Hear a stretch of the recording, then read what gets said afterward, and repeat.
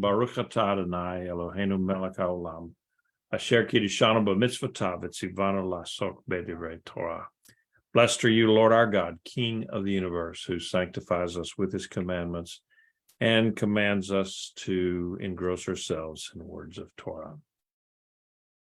Okay, I want to welcome everyone here tonight. We're going to, after having the Super Bowl break, which I didn't even watch, we're going to be looking at chapters 11 and 12 and talking about the reign of the Messiah and or the promise of the Messiah. And again, this is Steve Sheik. I'm the congregation leader, rabbi at Tree of Life Messianic Congregation in Houston, Texas. And you can see all of our, what do you call those, URLs, websites, whatever those things are down at the bottom left-hand corner. And so let's go ahead. And we got these things. So if you're new, you can look those things over and see where we are. All right. So we're still right along in here, someplace in the timeline. But the promise of the Messiah that we first heard about in chapter 7:14, then it was amplified in chapter 8:23, I believe, and it now comes to full bloom. It's there. The Messiah is not merely promised or announced, but is depicted as ruling. Now, in place of the craven and petty and in some cases worthless house of David that had ruled Judah for such a long time, or the arrogant and the oppressive terrorist empire of Assyria. Here's a king in whose hands the concerns of the weakest of the people will be safe. Now, this king is going to usher in a reign of safety and security, and that weary exiles can start streaming into Israel. And so if we look at the structure of all this segment that we're looking at tonight is going to close that the particular unit that began in chapter 10 verse 5. And this entire section that we're looking at tonight makes the point that although Israel and Judah's lack of trust in the Lord will have meant nearly total destruction at the hand of Assyria, that destruction is not God's final word. Assyria, too, will come under judgment. And out of that judgment, a remnant of Jacob's descendants will return to the land. And this return will be eventually under the rule of an anointed descendant of David. In fact, the root of Jesse will himself be a banner, and we see in the verses later on, a banner which will signal a safe return.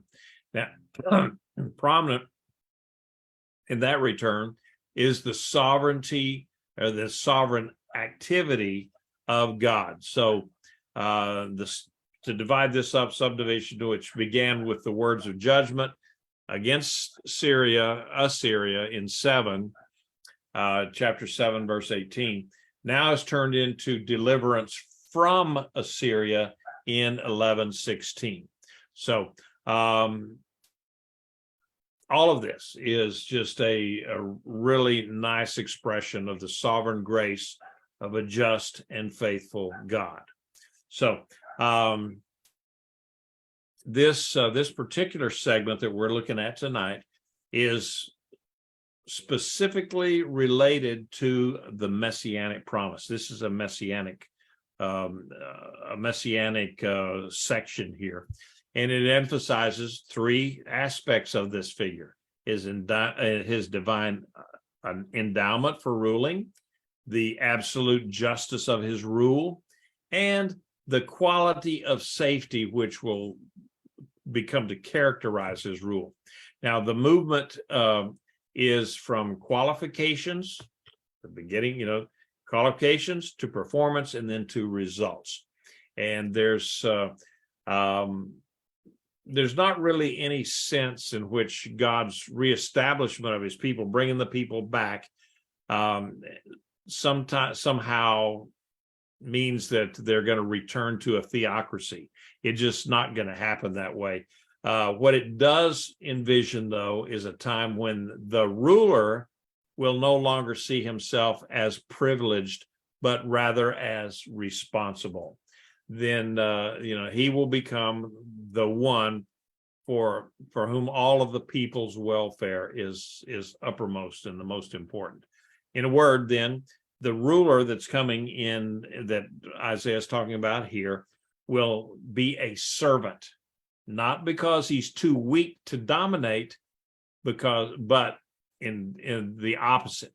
He's so strong that he does not need to crush anybody. He can be the kind and servant king because he's just all powerful. Now, this particular picture obviously can't be applied to any human king, and it's either because if it was a human king, it would be either unattainable ideal, or the figure that you're looking at is somehow a superhuman, and it's just not the case. So the Messiah that's coming is super, and he at one point was human, but now he is he's God. And so anyway, let's look at verse number 1. Then a shoot will come forth out of the stem of Jesse, and a branch will bear fruit out of his roots. Now, the prophet Isaiah had just described Assyria cut down like a forest. So if we look back in chapter 10, it was cut down like a forest of trees, and Israel would actually only have a remnant left after God finished judging her. And now he pictures a shoot coming up and sprouting from one of the stumps left after Israel's harvesting, and a stump would sprout from Jesse's family tree stump. Now, some interpreters believe that Matthew had this shoot, or this Nezer, in mind when he wrote that Yeshua fulfilled prophecy by being a Nazarene. And I'm not really sure I go along with that. It was just that he was from Nazareth, and we know that David was, of course, from down in Bethlehem. So that to me, that one doesn't carry a whole lot of water.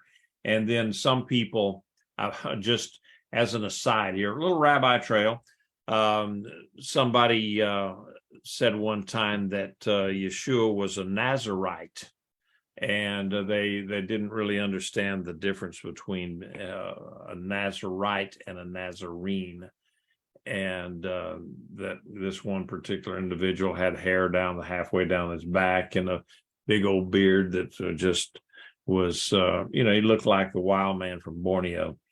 And he said, well, I'm a Nazarite, just like Jesus. And I said, well, Jesus was not a Nazarite. He did not take a Nazarite vow. And you cannot be a Nazarite because there is no temple. And so he didn't like to hear that, so he walked away. But anyway, people get that confused sometimes, the difference between a Nazarene, a person from Nazareth, and a Nazarite, a person that takes on a vow. And so the reference to Jesse rather than to David stresses God's grace in providing a deliverer from a lowly family. Okay, and so that God uses that sometimes, that it shows that the Messiah was not going to be another David, another king, like, and not just a son of David, but that he was coming from the house of David, meaning before David was anything, and he would lack that royal dignity when the Messiah appeared. And so indeed we see the Messiah was born under the most stressful of means, and being born in a stable and laid in a manger. And certainly not what you would expect from a king, being born of a king. Looking at verse 2, the Ruach of Adonai will rest upon him, the spirit of wisdom and insight, the spirit of counsel and might, the spirit of knowledge, and of the fear of Adonai. Now, clearly, this shoot that they're talking about would be a person, and the presence of God's Spirit would distinguish him. Isaiah referred to the Holy Spirit more than any other Old Testament prophet. And so spiritual qualities had not, they had not distinguished many of David's king, of the Davidic kings so far. But the future ruler would enjoy divine enablement. He would have the full fruits of the Spirit, the gifts of the Spirit. He would manifest supreme godliness. And this description kind of shows him to be the perfectly, the perfect ruler, because he's got all of the gifts and the fruits of the Spirit that make him perfect. And so, they talk about in Revelation 1:4 about the 7 gifts of the Holy Spirit, and the 7 spirits. And so that 7 is the number of perfection. And so this does compare with the gifts of the Spirit. And we see that wisdom and understanding. You put those together, and it just means not only wisdom, but the ability to understand things. And so it's just great wisdom. And then counsel and strength would suggest his ability to strategize wisely, and then to execute that strategy. And so then knowledge and fear refer to his acknowledgement of and loyalty to God. Now, obviously, the source of these traits would be God's Spirit on him. So, any comments or questions so far on that? I got you a nice little picture there of the 7 gifts of the Spirit. Okay. Looking at verses 3-5. His delight will be in the fear of Adonai. He will not judge by what his eyes see, nor decide what his ears hear. Decide by what his ears hear. But with righteousness he will judge the poor, and decide with fairness for the poor of the land. He will strike the land with the rod of his mouth, and with the breath of his lips he will slay the wicked. Also, righteousness will be the belt around his loins, and faithfulness will be the belt around his waist. All right, so this particular paragraph or set of scriptures here, it moves from the endowment part of the Messiah, where he has the Holy Spirit, to a description of the way in which he's going to carry out his reign. And he won't be governed by the basis of appearances, where somebody comes in and they look really good, or they come in and they look really much like a victim, or how that people can be swayed by what a perpetrator might look like. And that's why when they bring them into the courtroom, a lot of times these thugs that commit crimes, they'll get them a haircut and clean them all up really nice, and they'll put on a nice shirt and a tie and a suit, and possibly that's the only time that they ever have worn a suit since the last time they were in court for some crime. And so it's appearances, evidently are very important, because lawyers go to a great deal of trouble and expense and so forth to dress a perpetrator up, the accused person, to dress them up and make them look like someone who's respectable, that they couldn't possibly have committed that crime. So this judge, when we're talking about Yeshua, he's not going to look through. He'll see right through all of that stuff. And also he says that, from what he hears, a lot of times people will hear something in court and it sounds so convincing and so true that they want to believe it. And again, Yeshua will not be swayed one way or the other by either the preponderance of words or the quality and the poetic prose that a person may be able to spout, and especially if he's got a very eloquent lawyer that's representing him. And so that's not going to mean anything to the Messiah. It'll just, because he can see right through all of it. And the judging of the poor there, that's a case of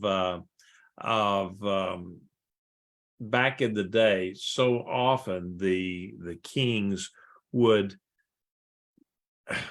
judge, or the judges and the kings or whatever in the judicial system, that they would pretty much rule, a poor man very seldom had anyone to advocate for him.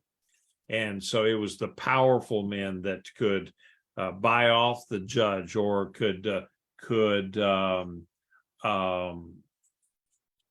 they could really put pressure on the judge because of their wealth or their power or whatever.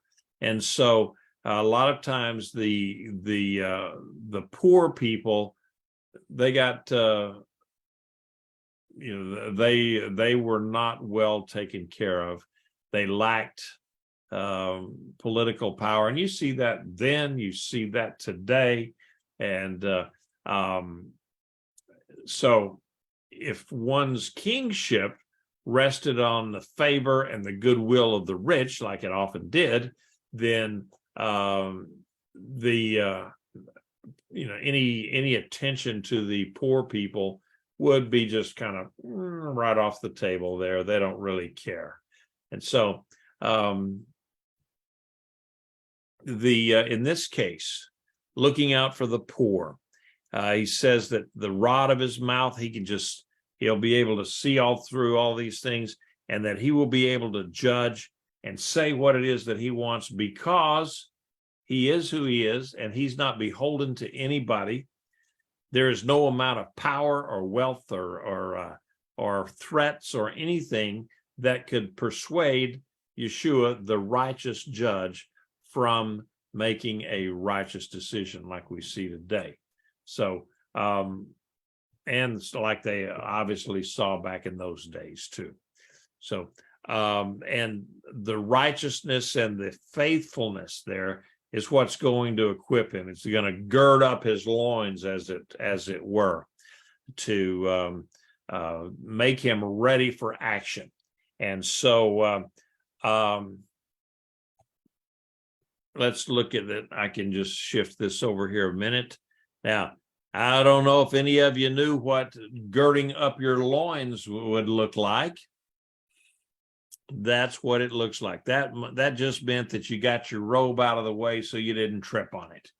And I was looking this up, and I even saw one today where they were showing how a woman dressed in an evening gown could take that evening gown kind of like this and catch it around and pull it up and tighten it up and put a knot in it, and then she's ready for, whatever comes her way if there was a bad guy.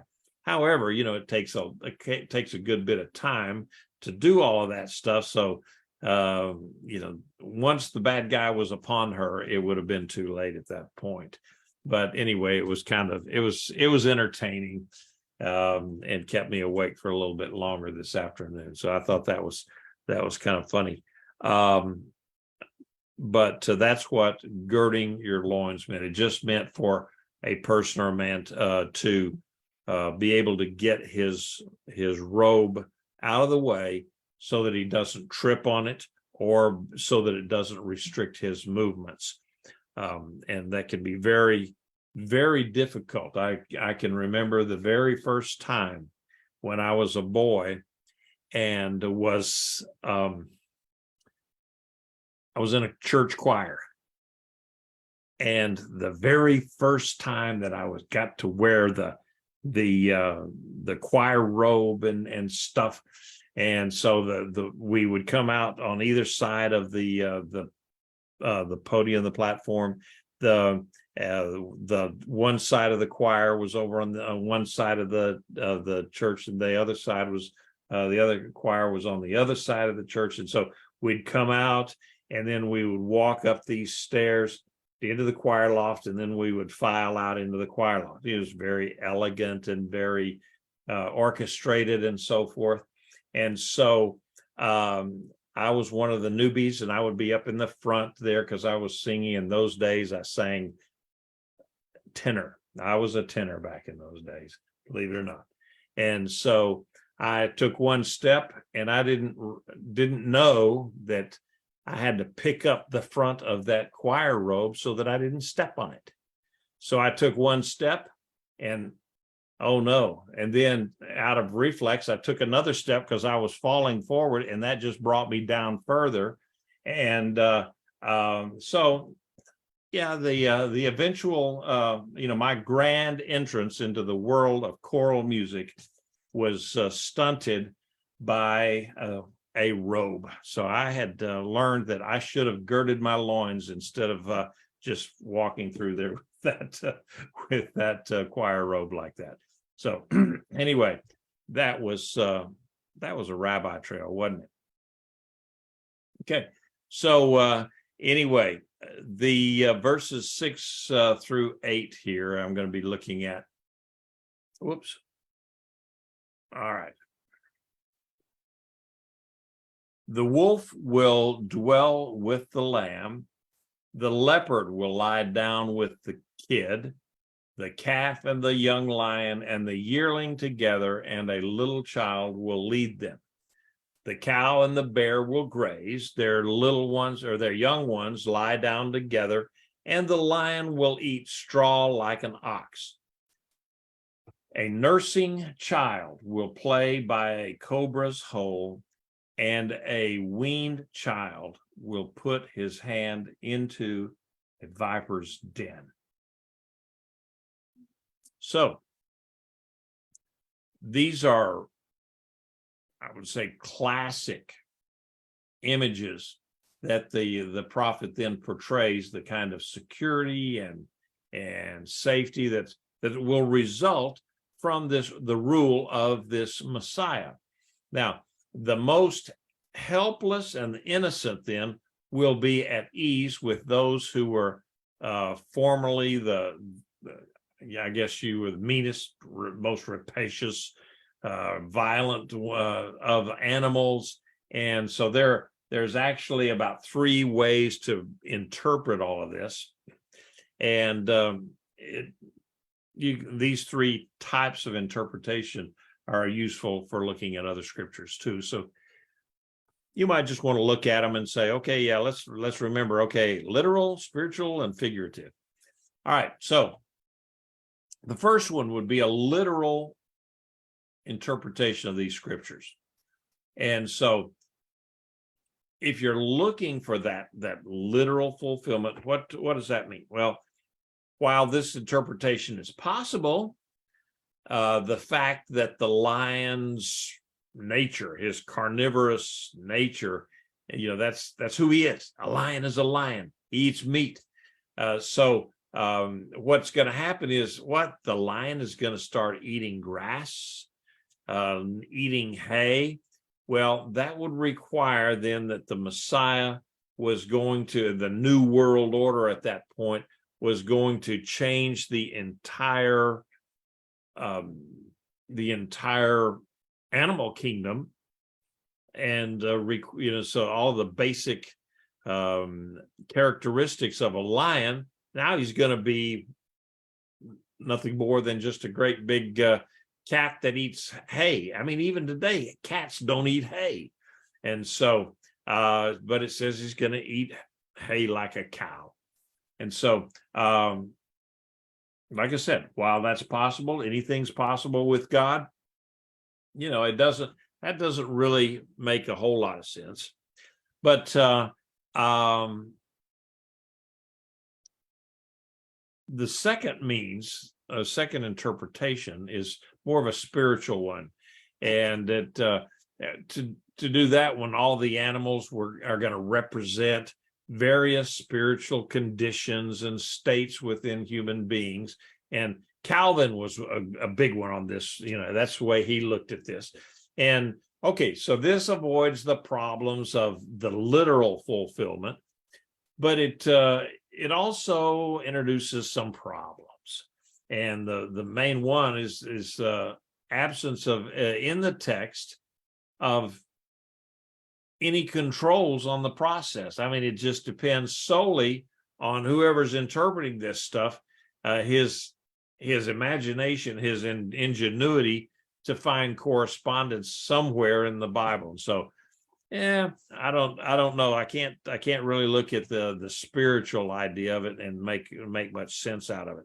Then we have the figurative. Now, the third way, interpreting, and it's like I said, it's the figurative. This approach, a person would have to conclude that this extended figure of speech is being used to make a single overarching point, meaning that, okay, all of these things, where they talked about where the wolf will dwell with the lamb, the leopard will lie down with the kid. Oh, that's a little goat. And the calf and the young lion and the yearling together, and a little child will lead them. Okay, all of these word pictures that are going on there, you look at that and you say, okay, what this does, it's got a kind of an overarching point here, and that is that the Messiah, during the Messiah's reign, the fears associated with insecurity, danger, and evil, all of these things would be removed, not only for the individual, but for the world as well. Now, does that mean that cats or lions will no longer prey on humans if the humans go out in the savannas of Africa, or if they jump over the fence in the zoo in whatever city that has a zoo, that the lion's gonna look at it and says, I don't want that. No, I don't think so. But what it amounts to is that a lot of the dangers and the evil that is prevalent in today's world will be taken away. Today, I was just reading where a young mother had a 2-year-old and an infant in a car seat. She'd gone grocery shopping, was putting groceries in the back of her car, and somehow got in an argument with some woman not even associated with her at all, just started arguing with her and whatever.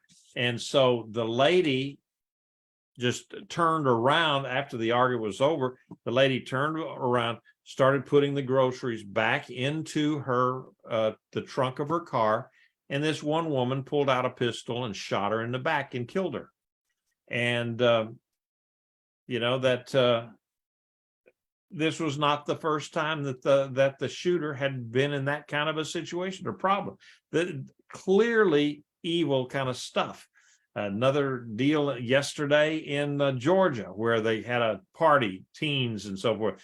They got into a squabble at the party and ended up something like 9 or 11 kids from 17 to 5 got shot at this party. And you could go on and on and on and on. All you have to do is look at what happens every day in Chicago, that there is a lot of evil that goes around in the world. And so there are people who are just terrified of the way that that the world is. And so it's just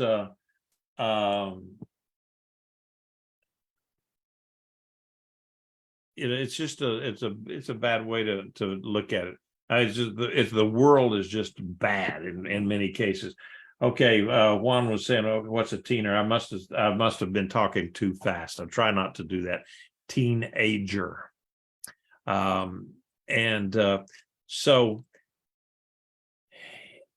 this part of the scripture here just points us to a time where this reign of evil and just the things that pervade every part of our world today will be taken away. And can you imagine having government officials in our own nation who are actually going to be governing properly and not insider trading and not using their power for personal gain and so forth? And so it just still amazes me how a person that makes $200,000 a year as a senator, congressman, and after a few years, they're worth 10, 12, 15 million dollars. Their investments must be a whole lot better than mine. So if we look at this, the wolf will dwell with the lion. That expresses that the sense that another way of looking at it is that the strong become dependent upon the apparently strong would become dependent on the apparently weak. And so the word sojourn or dwell there is the word used of a stranger that whose survival in a foreign land is dependent on the goodwill of the natives. And it's kind of like a guy that is washed up on the beach with a bunch of cannibals and headhunters. Whether he lives or dies is going to be up to the cannibals and headhunters. And so these wild animals are depicted as depending on the leadership of a child. And the child, of course, is the one that's least able to control the natural instincts of these wild animals. And even domesticated animals like an ox or a cow or something, or even just a large goat, male goat, a ram, can be extremely dangerous, and they could kill a child. And so but here it's just talking about this child is going to control everything, not some strutting monarch that's up there with the pomp and circumstance, and he's got all of his court and his robes and his jewels and his crown and all that kind of stuff. No, this one, Yeshua is going to reign, and he's going to control the world like an innocent, so that, he may look like that he can be totally overpowered, but beneath all of that, he is the all-powerful God. So it's kind of a contradiction. If you've ever seen, like this talks about the child playing about around a den of poisonous snakes. And so I know when we were in Singapore, there was out there in our apartment complex, there was a hole in one of the retaining walls, and somewhere along the line, a cobra had gotten up inside there, and somebody had seen the cobra go up inside this. It was a retaining wall, but it had a lot of holes drilled in it to provide drainage, so that when the water would come up against this retaining wall, it could leak out, and the pressure of water wouldn't make the thing fall over. So anyway, there's a hole, and this cobra went up in there, and these were in there. What we had in Singapore were these spitting cobras, and they would stand up, and then they had their hood, and they could actually spit their venom quite a few feet. And what they would do is they could aim it very, very good and very well, and they would try to hit the eyes of whatever it is that they wanted to strike and eat. And so you always had to be very careful. I know the guys that were called in to take care of the thing, they wore masks and suits, and they had all the tools, but they were very, very cautious about catching this cobra. But here in the Bible it says, well, no, the child, the little toddler is going to be able to just take care of it.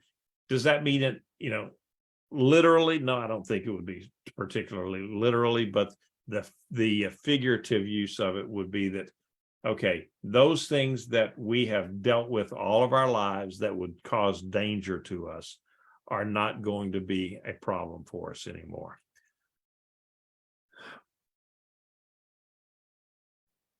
So I think we've gone into that. All right. And so they will not hurt or destroy in all my holy mountain, for the earth will be full of the knowledge of Adonai as the waters cover the sea. So this figurative model that we looked at reinforces the idea that the removal of those fears, you no longer would have to worry about things like today. Whenever I go, I'm very reluctant. In fact, it just doesn't happen that my wife goes to a supermarket or is out at night after dark, and certainly not walking across a parking lot by herself. It just is not going to happen. I'm going to be there with her. And, eventually, though, in the reign of Messiah, we won't be married, but still, if she wanted to go to H-E-B or Walmart or wherever, she could walk around anytime that she wanted to, and it would be safe for her. All right, so but the idea is that this kind of peace is only going to be, it can only happen under the reign of the Messiah, because he's the one that's going to be able to do that. So let's go ahead. Any comments or questions so far? Verse 10 says, it will also come about in that day that the root of Jesse will stand as a banner for the peoples. The nations will seek for him, and his resting place will be glorious. All right, that day that we're talking about, on that day, that points to the time when the Messiah would rule. And then the Gentile nations then would come to Jerusalem. We know that they would have to come to Jerusalem every year at Sukkot and bring an offering. And if they did not do that, then God said that their economies would be in the toilet. He didn't say it like that. He said that it's not going to rain on their nation for a year. Until next year, they better come back with an offering. But what that means, if it doesn't rain on your country, that's another word for that. It was all agricultural back then, and that would be another word for your economy is going to fail during that 1 year. Somebody had said something about that. Adam and Eve in the garden, and the animals weren't killing each other. Well, they certainly weren't killing Adam and Eve. So I don't know what the animals did, if they were carnivores at that point or what. But it'd be more like the Garden of Eden. That is for sure. So and you'll see that the idea of this banner, and I can see that like right now, everybody in the world knows what the United States flag looks like, or a semblance of it or something. And so they're all flocking to come to America. Why? Because it's the greatest nation on the earth. And so they feel like that they have a better life. Well, in the Messianic world, Yeshua's banner is going to be out there flying, and people will come to Yeshua because they know that under his rule and under his reign, that their life will be better than it has ever been anytime in their lifetime, and in the lifetime of the entire world.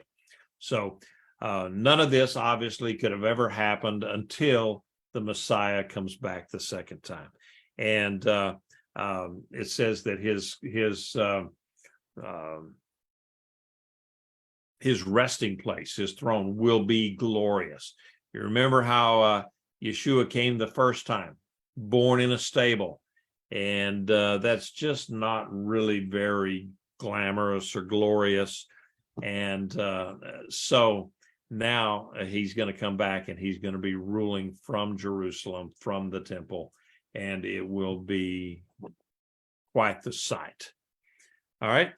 Verse 11, it will also come about in that day that my Lord will again redeem a second time with his hand the remnant of his people who remain from Assyria, Egypt, from Pathros, Cush, Elam, Shinar, Hamath, and from the islands of the sea.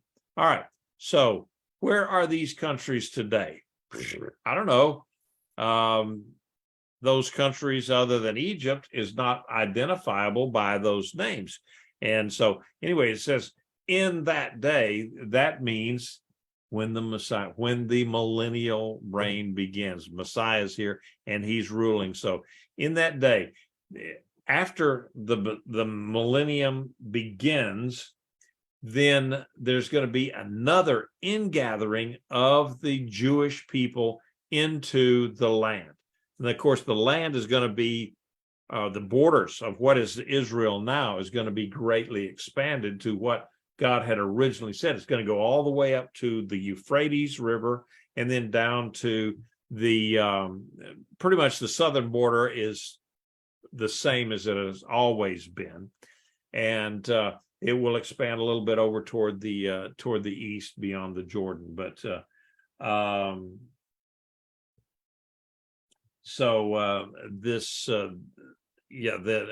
Warren said that the Messiah, the root of Jesse, will himself be the banner. Yes, it's not like they're going to be flying a flag of Yeshua over there. No, he himself will be the representation, and even more so, like the U.S. flag is a representation of the United States. The Israeli flag is a representation of Israel. Well, Yeshua is his own representation. You know, when we say, I resemble that remark, well, Yeshua resembles himself. And so he is the banner, the beacon, the lighthouse that people will be going to. So there will be a second or another ingathering. So it's not, okay, coming back from Babylon, okay, that's maybe one. Then everybody coming back in 1948, and afterwards, when the Jews were coming back in and growing the country, that's not really what we're talking about here, because what they're talking about here will be, it says, in that day. That means the millennium. So when the millennium starts, there will be a great ingathering of the people into Israel, into a much larger Israel, and it will be peaceful. So, and all of these countries, those countries are just representative. That was a way of looking at things, that they'd listed all these countries, and so it's basically, like I said, people will be coming from all over the world and back into Israel. Verse 12, and he will lift up a banner to the nations and assemble the dispersed of Israel, and gather the scattered of Judah from the four corners of the earth. So here, I think he himself is the banner, it says at one point, and here at this time he says he will lift up a banner. So it's one and the same. They're both. He is the beacon, he's the lighthouse, he's the one that people will be attracted to. And so it's going to be God, it's going to be Yeshua, who is the very focal point of all of mankind and all of the nations all over the world. And so it's a sign there that the seat of government for the entire world, of course, is going to be in Jerusalem. And so it's not going to be Washington, D.C. It's not going to be New York City or Brussels, or wherever the UN is, or Moscow, or any of those places right now.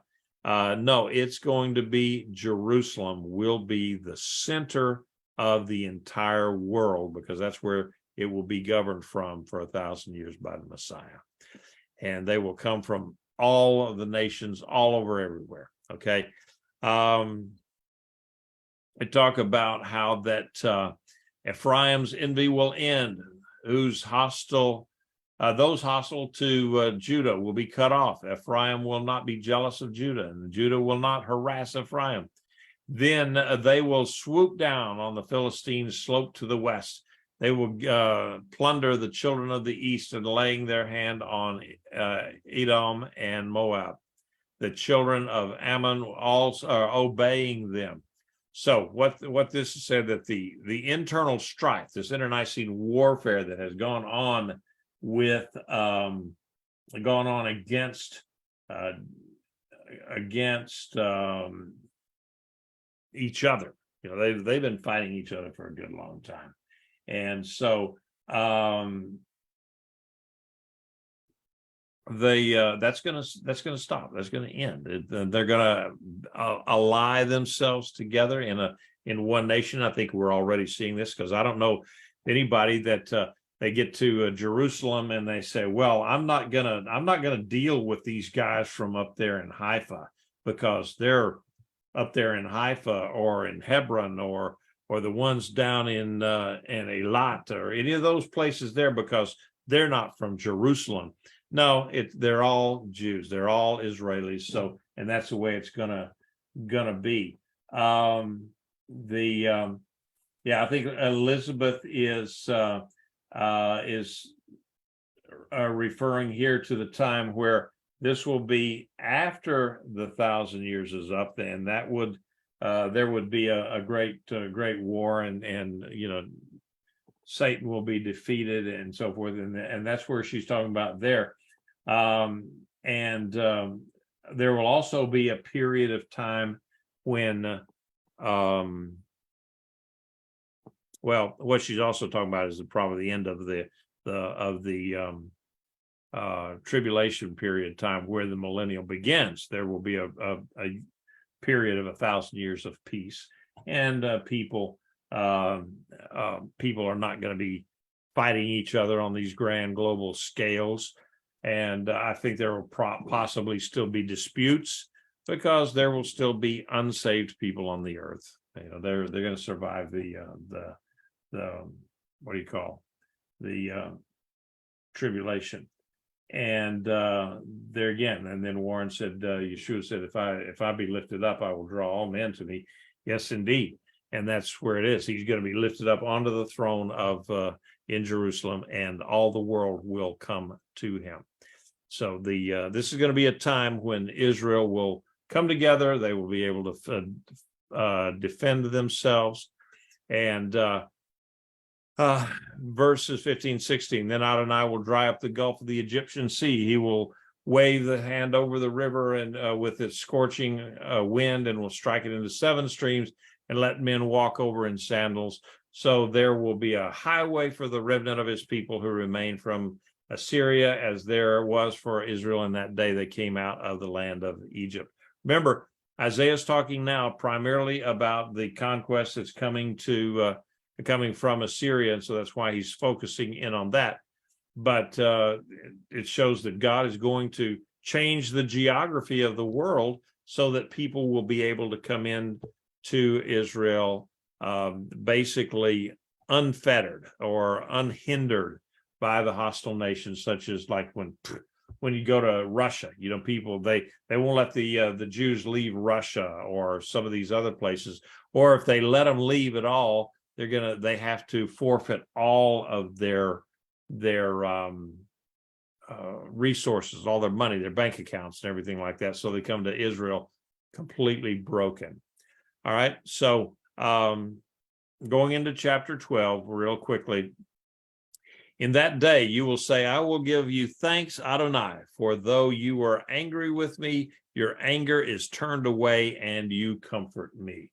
All right. So here is a time now. This is a psalm of praise and it concludes this whole section dealing with Israel's choice between trusting God or trusting Assyria. And so it basically expresses the trust in God that Isaiah's revelations in this particular section encouraged King Ahaz to do. And so this is a song of redemption that the redeemed or the remnant will sing on that day, when it talks about on that day, the day of Messiah's triumph. And so the prophet actually anticipated this in his own time frame, and like the apostles and disciples they also anticipated the second return of the return of the Messiah in their own day. They didn't realize that it's going to be 2,000 years and counting before he comes back. Isaiah prophesied that on the day Messiah, when he reigned, the remnant who survived all of this harvesting of Israel all over this time frame, they would come back and they would be praising God for ending this disciplining of themselves and for actually comforting them. So in days past, when God would say something on that day, you'd better start running and hiding, because on that day it's going to be something terrible. It's going to be judgment. It's going to be, in some cases, slaughter. It's kind of like when you're growing up and your mother says, you just wait until your father comes home, and you dread it because you know that disaster was fixing to strike. So but now when they're talking about that day, this is a day that people will they're looking forward to. It's a hope, because now they know that it's going to usher in a time of peace, a time of security, and it's completely different than what had gone forth. But this also, the focus here is totally on God. It's not the focus on the people, So yesterday in my sermon, I talked about how that in the scriptures there, the first part of the parsha and on through, we have to realize that what we needed to focus on was God and his offices, his way of doing things, and not on the person. All right, even though those rules and regulations that he was giving was for our own benefit, he was doing that because he is God and he knows better. Kind of like that old movie, old TV program from, I don't know, at least 150 years ago, that said, it was called Father Knows Best. Well, we wouldn't have that movie today because the fathers would have been denigrated and shown to be fools. But going ahead, behold, God is my salvation. I will trust and will not be afraid, for the Lord Adonai is my strength and my song. He also has become my salvation. All right, so here, there is no salvation apart from God. That's what Isaiah is trying to say here. And that again, the focus is all on God himself. In fact, God is salvation. Like Yeshua, his name means salvation. And so Isaiah was trying to get to the point across to Ahaz that any trusting in anything other than God is just folly. And you should not be trusting the Assyrians, because guess what? They're going to backstab you. They're going to come back, and then they're going to try to conquer you, even though you've allied yourself to them. So that's what he's trying to get him to do, but Ahaz would not do it. Then he says, with joy you will draw water from the wells of salvation. And so water has often, many times, been a very rich symbol of salvation, especially to people who lived in, a dry land like Canaan, like Israel. And God had provided salvation in the form of water for the Israelites during their wilderness march. And then in the future, Israelites could anticipate securing his salvation and sharing it with others, particularly and especially the Gentiles.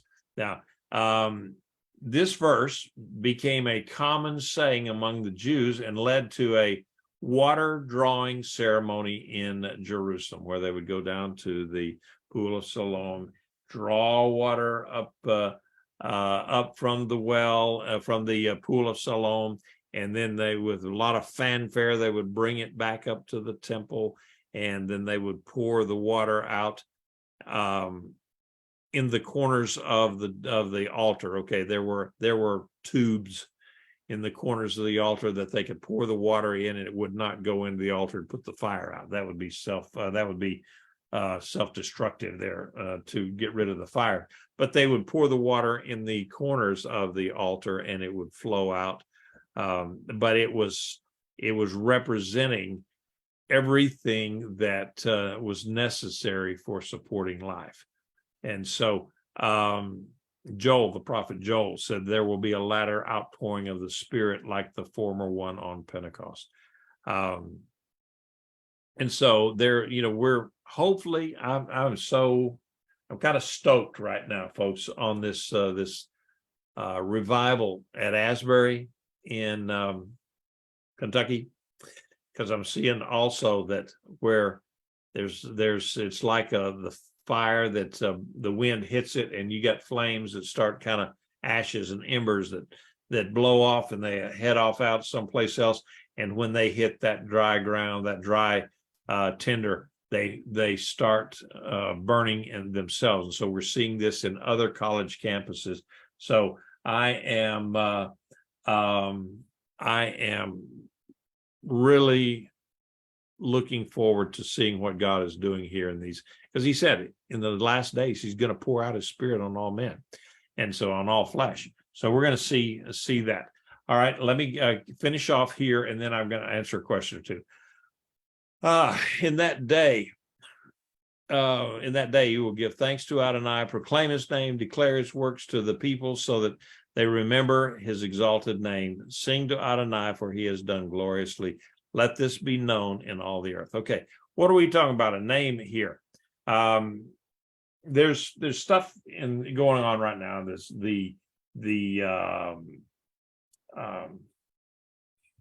what do they call sacred namers? The people that sacred name.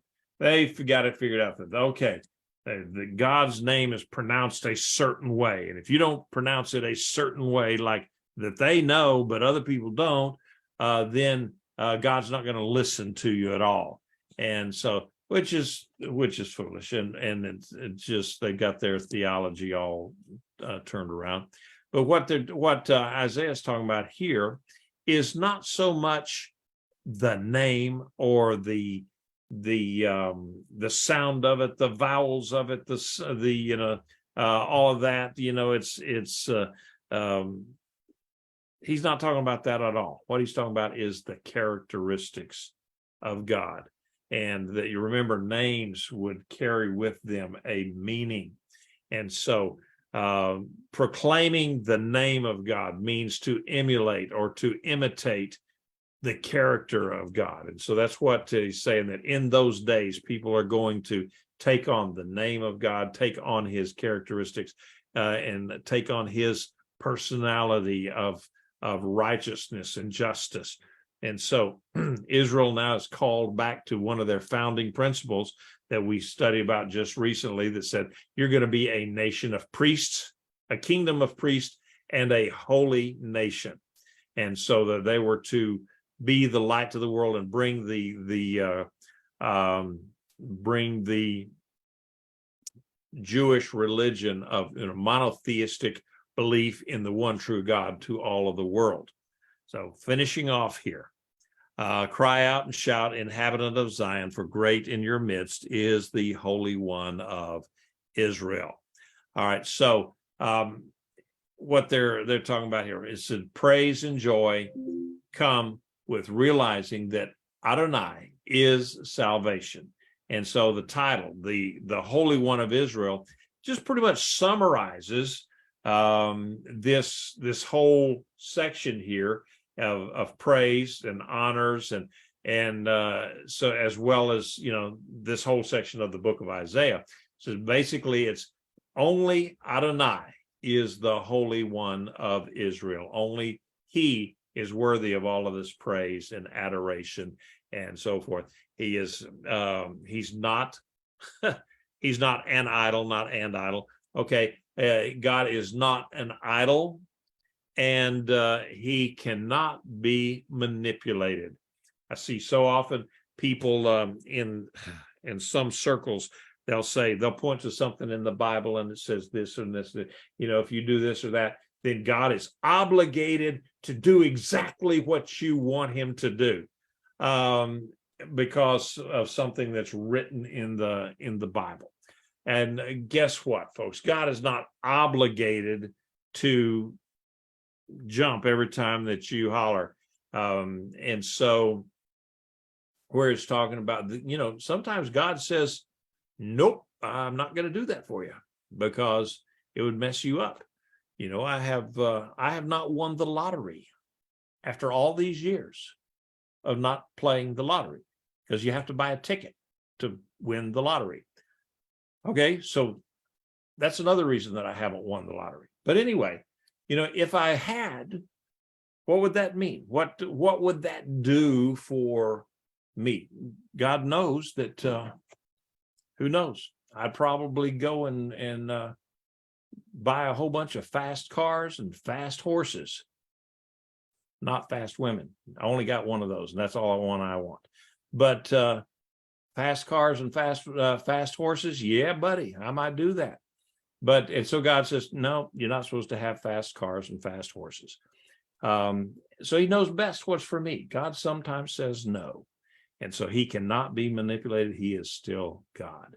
And that is comforting to me, because he's not subject to the whims of mankind and what man can do. So that finishes off. We are way beyond the schedule here tonight. Okay. So one of the things Juan asked, okay, when does the Antichrist comes in? All right. The Antichrist is not addressed here by Isaiah. Part of it, he does not address that at all. He does not address the Great Tribulation or any of that kind of end time stuff. He is looking at from here where they are now to the time when the Messiah comes back the second time. And that will be, of course, by this time, the Messiah hadn't even come the first time. So this is going to be a millennial thing that God allowed Isaiah to see. He did not allow him to see the same things that John the Revelator saw. So the idea of the Antichrist and the spirit of Antichrist and all that will be toward the end times in that last 7 years before the beginning of the millennium. Okay, I hope that answers what your question may be on that. Okay. I have a question, Rabbi. Okay. So when I know we're in Isaiah right now, but since we're talking about the 1,000-year reign, so when we're in the 1,000-year reign, I mean, I don't know if I'll be there. I hope so. But when that happens, you're saying that outside of that, I guess, kingdom, there's the people will still be out there, even though the devil is going to be locked up? Yeah, the devil's going to be locked up, but there will be human beings that, the way the I look non-believers at will it, be out there? there will be people non-believers who survive the Revelation? Great Tribulation. And Oh, okay. Well, that makes sense because when it says when the devil is let out, he's going to deceive the nations. And I was like, well, what nations? Because I thought they would be gone by then. But okay, so they're going to be out there. The I believe that there non-believers will will be be. outside. Huh? And not only that, it says that the believers will be judging the nations, and is that mean that there's not going to be any sin or anything going wrong in that 1,000 years? I would look at it and say, I'm not real 100% sure on that. But if there's people who are not saved that survive the Great Tribulation, then yeah, there's going to be some problems. And Okay. why else would the Bible say that the Messiah is going to rule the land with a rod of iron? So sometimes, there's gonna be some judgments. Okay. Okay, that makes sense. Births and children and marriages as well. Absolutely, life is going to go on after in the millennial period. Now it's going to be different in that there will be those of us who have persevered to the end, and maybe we've died and then we're resurrected, or maybe we're still alive when Yeshua comes back, but our bodies are going to be changed and turned into incorruptible bodies, meaning that we won't age further, we won't be sick, we won't have allergies. And me personally, I'm going to be about 6'6" and a star basketball player, but that's just a joke.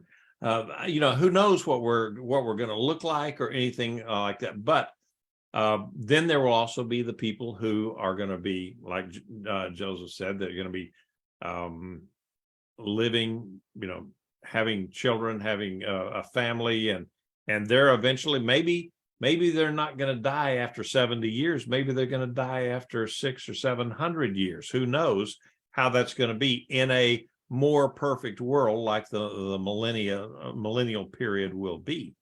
But it's going to be very close, I believe, to the time in the Garden of Eden. But would it be absolutely perfect? I don't think so, until the old heavens and the old earth are burned away, and there's going to be a new heaven and a new earth, and then that will be perfect and back to the garden